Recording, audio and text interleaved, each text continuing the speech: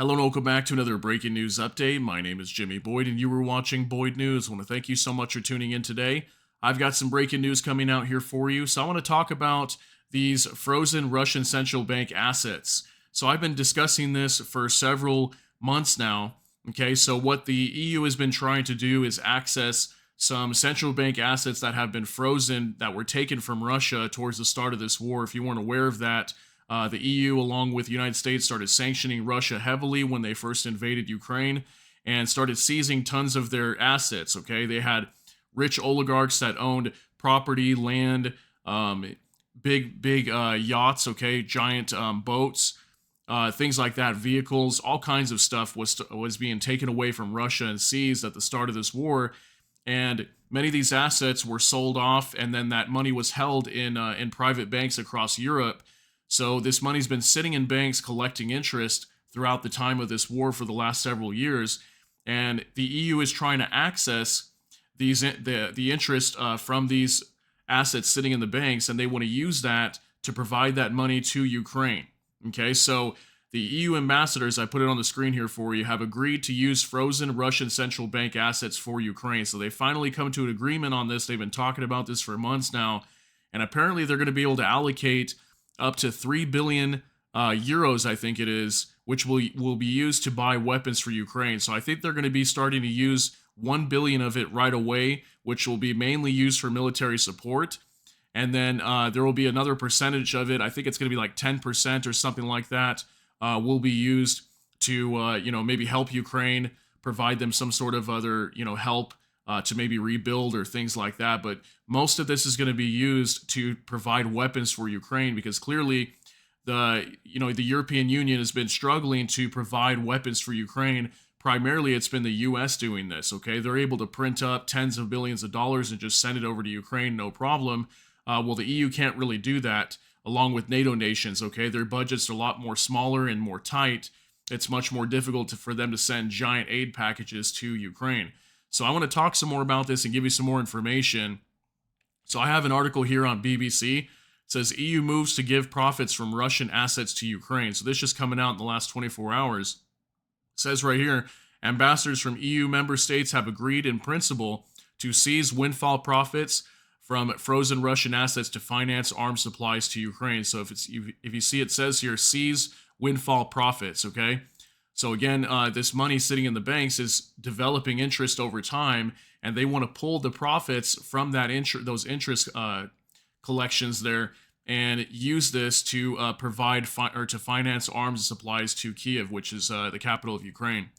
In the wake of Russia's invasion of Ukraine in 2022, EU countries froze hundreds of billions of euros worth of assets. If the decision is approved at a gathering of EU finance ministers next Tuesday, the interest, worth up to 3 billion per year, will be used to buy weapons for Ukraine. The European Commission chief Ursula von der Leyen said there could be no stronger symbol and no greater use for that money than to make Ukraine and all of Europe a safer place to live. European Trade Commission Valdis Dombrovskis also welcomed the decision. He said the funds would have to get to Ukraine as soon as possible, with the first 1 billion tranche to be used mainly for military support, ideally reaching the country by summer. So they're thinking within the next couple of months, actually, okay, maybe sooner, these funds could be accessed and sent over to Ukraine in terms of military support, okay? They're going to be able to start sending them all kinds more weapons again, hopefully Patriot missile systems. I think that's what they mainly have been needing. Yeah, they've been calling for somewhere up to like a dozen Patriot missile systems that they actually need to cover the majority of the regions in Ukraine. Russia will pay directly for its crimes, Mr. Dombrovskis said. Earlier this week, German Chancellor Olaf Scholz said around 90% of revenues from frozen Russian should be spent on arms purchases for Ukraine. The value of frozen Russian assets in the EU alone is estimated to be almost 211 billion. Isn't that crazy? Look at that. Almost $211 billion. That's a lot of money of the total assets that were seized. The majority of the profits from the assets are currently being held in Euroclear, a Belgium-based clearinghouse. The expropriation of the profits have been a topic of discussion among EU officials and heads of state since the start of the war. However, the cash had so far not been used because EU members had objected to a 25% tax imposed under Belgian law. Belgium has now agreed to waive the tax. So I guess they didn't want to get taxed heavily on that money by pulling it out of the banks, and Belgium has decided that they will not tax that money when it's pulled out of that bank. So just a little note here too. I did hear something about Russia. They were saying that if the EU was going to be accessing these funds and using it to send to Ukraine, that they would immediately retaliate. I forget what the story was, but they were already telling the West that they were going to be retaliating against this and seizing some U.S. assets or something like that across Russia.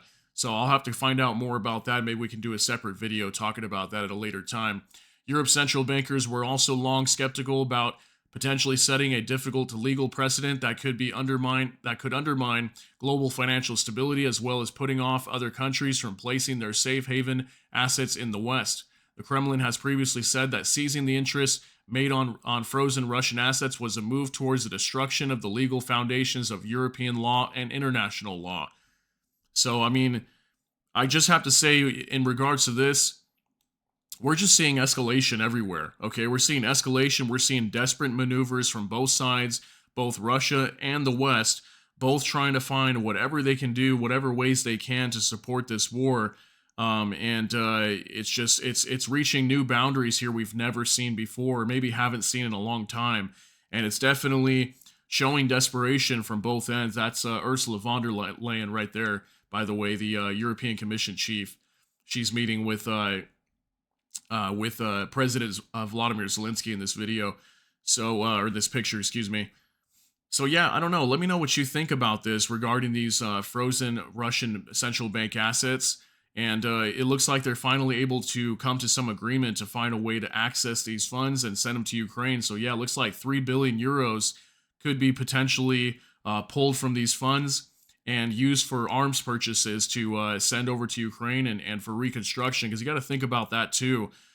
Just the destruction in Ukraine alone is going to be billions upon billions, maybe even the hundreds of billions by now, for all these cities that have been absolutely obliterated, especially on the eastern side of the country. If you haven't seen video footage or anything like that, there's lots of cities that used to be pretty major cities, and now they're just reduced to rubble. Okay, they're almost looking like how it does in Gaza right now, just completely destroyed, and it's going to cost them a lot of money to reconstruct after this war. And Ukraine's economy is going to be struggling for a very long time, all the way through several decades into the future probably. So obviously Ukraine needs all the money they can get.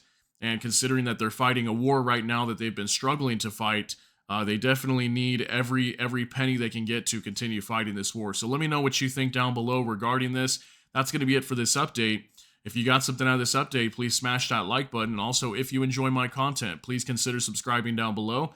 Hit the notification bell. That way YouTube can notify you. And with that, I hope you all have a great day. Everybody take care and God bless. And we'll see you in the next one.